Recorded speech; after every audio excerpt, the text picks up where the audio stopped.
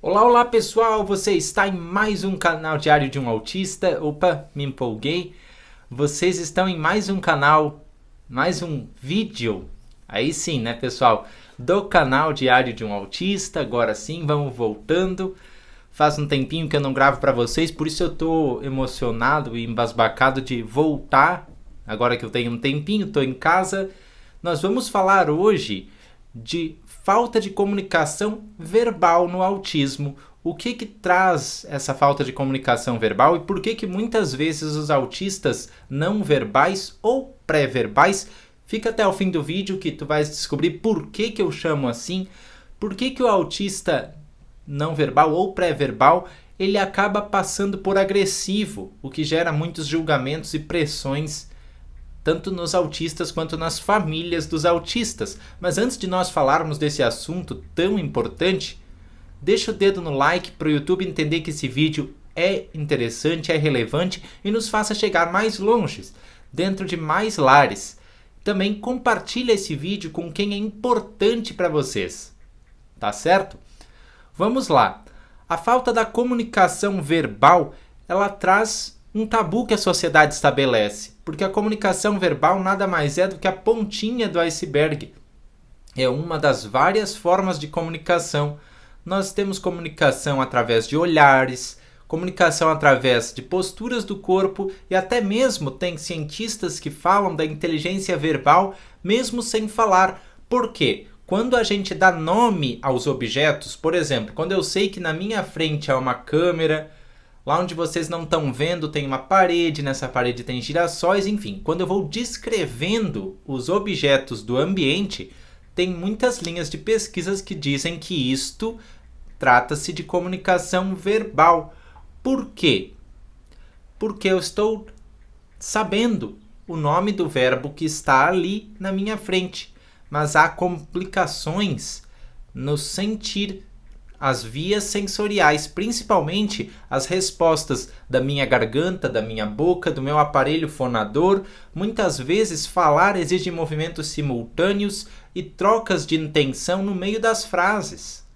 Isso faz com que muitos autistas fiquem perdidos. É bom a gente lembrar que o autista, quando trabalha com muitas opções em pouco tempo, num curto espaço de tempo, ele fica sem chão.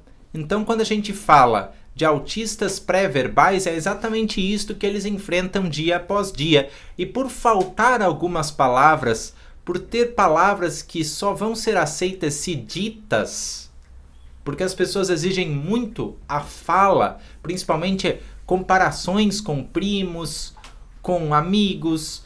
Quem é o papai, quem é a mamãe que nunca, pelo menos, pensou em comparar seu filho? Pensando assim, nossa, meu sobrinho ele está caminhando. Por que meu filho não caminha ainda? Minha sobrinha ela está falando. Por que meu filho não fala ainda?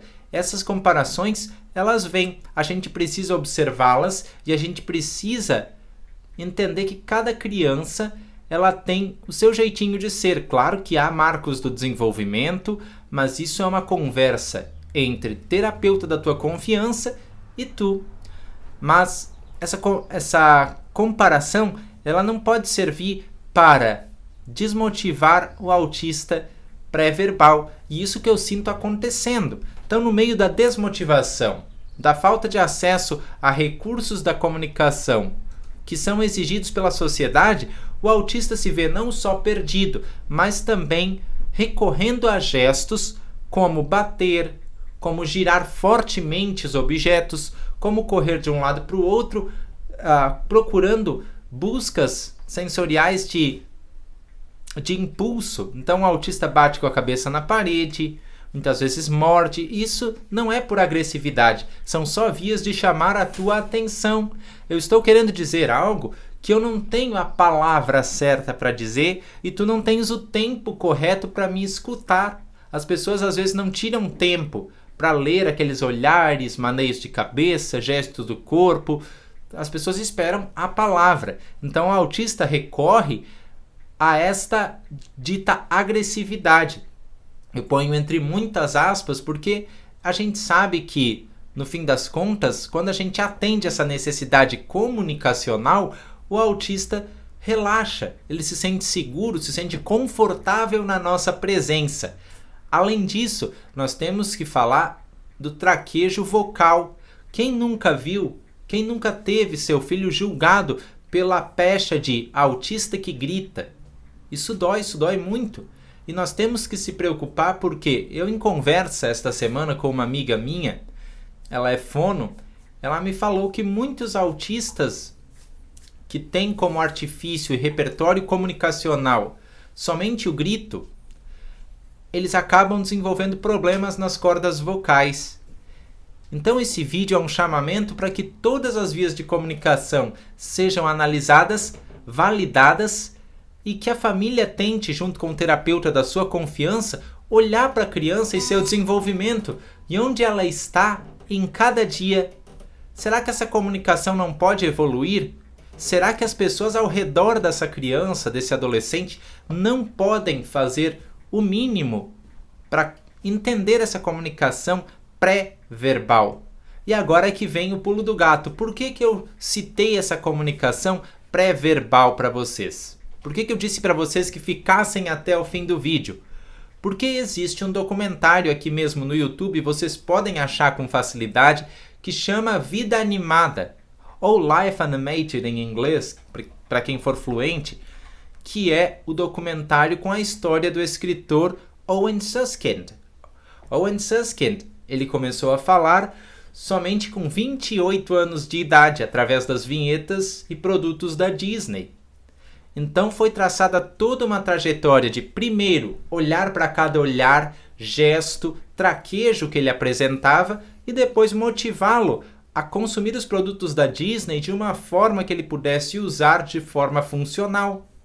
Não é simplesmente dar para ele o que ele gosta, o hiperfoco dele, mas dizer que aquele hiperfoco tem algo a ensinar, tem algo a melhorar na sua vivência. E depois de muitos anos assistindo às vinhetas, acompanhando principalmente as inflexões de fala dos personagens infantis, ele começou a falar. Então, eu creio que nunca é tarde, o cérebro está sempre aprendendo.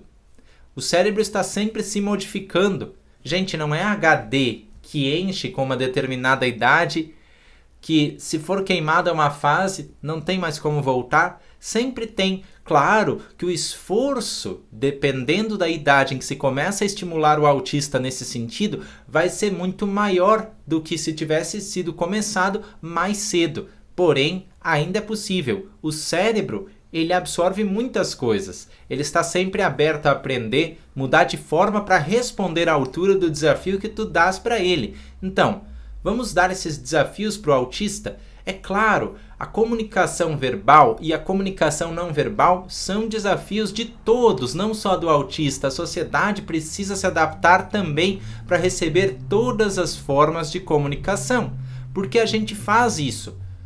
Mas com os autistas parece que o julgamento é muito grande. Agora, se tiver como desenvolver esse cérebro, se tiver como dar para esse autista ao longo dos anos mais vocabulários, que seja através dos PECs, mas uns PECs que se personalizem, isso também é uma procura dos terapeutas com quem eu tenho falado, porque no próprio PECs não tem todas as palavras que o autista gostaria de usar. Então, quando a gente fala de ler o mundo verbalmente e transmitir aos poucos para a fala, tudo isso é um esforço conjunto.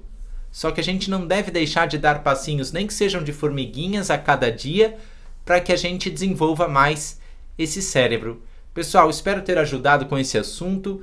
Por vezes é um pouco delicado, cada autista é único, mas fica aqui a minha sugestão de sempre desafiar um pouquinho, que seja a fala, que seja o repertório de sons ou repertório de associações entre imagens e contextos. Vamos pensar nisso? Um grande abraço e até um próximo vídeo aqui do Diário de um Autista. Tchau!